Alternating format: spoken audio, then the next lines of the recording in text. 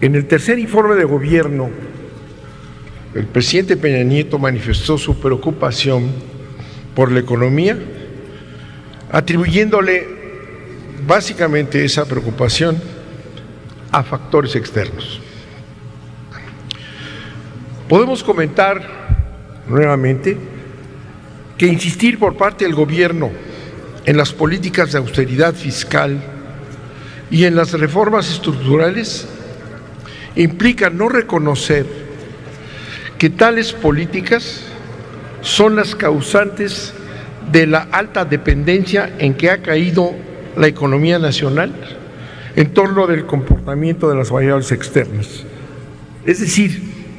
el precio del petróleo internacional, las exportaciones y la entrada de capitales generan un comportamiento adverso, como lo señala el presidente. Pero eso es el resultado de que las políticas económicas y las transformaciones que se vienen impulsando nos han llevado precisamente a depender del comportamiento de las variables externas.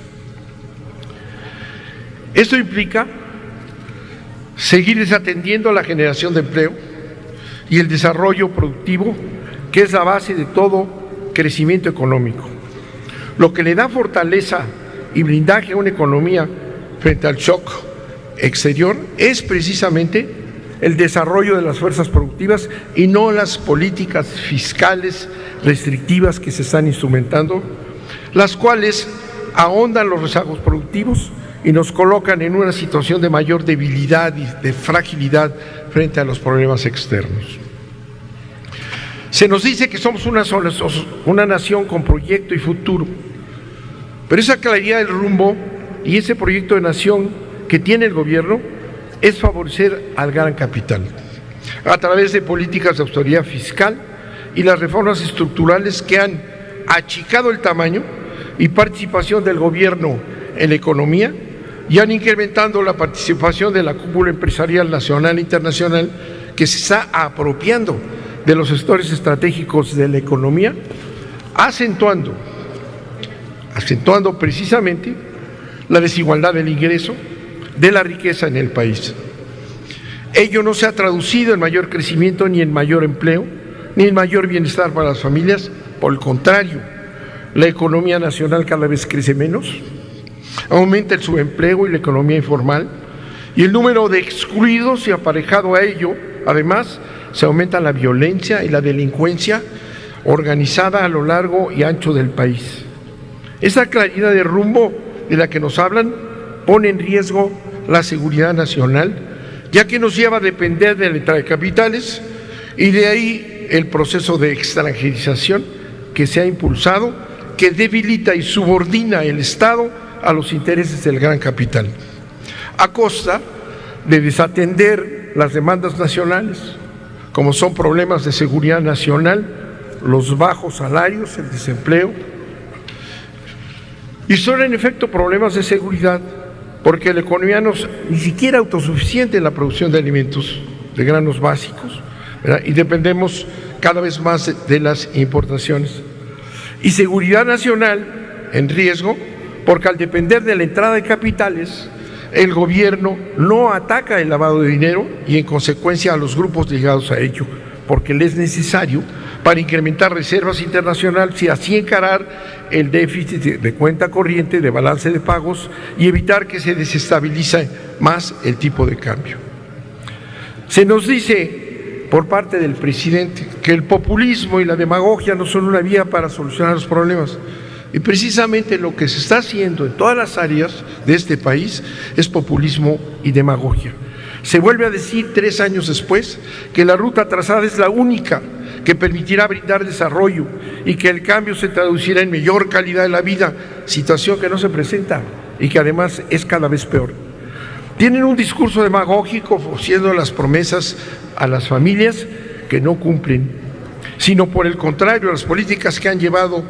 a México lo han llevado cada vez a menor desarrollo. Hoy somos más subdesarrollados que en 1980. Tenemos menos industria y menos sector agrícola del que teníamos en dicho año, menos empresas públicas y un Estado reducido en tamaño y en su capacidad de negociación frente a la cúpula empresarial nacional e internacional. Se ha perdido el manejo soberano de la política económica a favor de los objetivos nacionales, porque responde a los intereses del sector financiero y de la cúpula empresarial. Se deja de invertir, de acuerdo con esta política, se deja de invertir en sectores estratégicos para alcanzar la disciplina fiscal y que el sector privado pase a invertir donde el gobierno deja de hacerlo. Así, la cúpula empresarial se ha apropiado de los sectores estratégicos y de la riqueza generada por estos, lo que reduce los ingresos del sector público. Por más que mencionan que la asociación pública-privada no compromete recursos públicos, la asociación pública-privada, que es el camino, el problema es que la renta petrolera, la renta minera, la de telecomunicaciones y demás empresas públicas que el sector privado se ha apropiado, han restringido los ingresos del gobierno y engrosado los ingresos de la riqueza de la cúpula empresarial. Deja a la iniciativa privada nacional e internacional la creación de empleos, cuando sabemos perfectamente que el único factor que crea los empleos sin buscar el lucro es el gobierno del Estado. Y por tanto la creación de empleos por parte del sector privado nacional e internacional, ¿verdad?, no va a darse y seguiremos viviendo en el desempleo, el subempleo, en la economía informal y la pobreza, y más por los recortes presupuestales que se están realizando. Ante la austeridad fiscal, han anunciado también bonos de infraestructura educativa en la Bolsa de Valores. Y aquí lo presentaron y lo han presentado en todos lados, en la Cámara de Diputados, el secretario de Educación, como una gran solución para la inversión y para fortalecer la supuesta reforma educativa. Por más que han insistido en que la reforma educativa no implica privatización, tal medida lo evidencia, están ya orientando la privatización de la educación pública a través de estos bonos en la Bolsa de Valores. Los estados y municipios que quieran mayores recursos para la educación tendrán que recurrir a dichos bonos de infraestructura y poner como garantía las participaciones federales.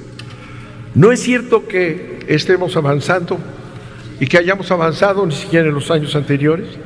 y el decir que vamos a crecer en este nuevo periodo es absurdo,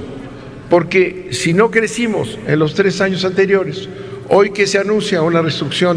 restricción del gasto del tamaño que lo hacen, pues es absurdo pensar o poder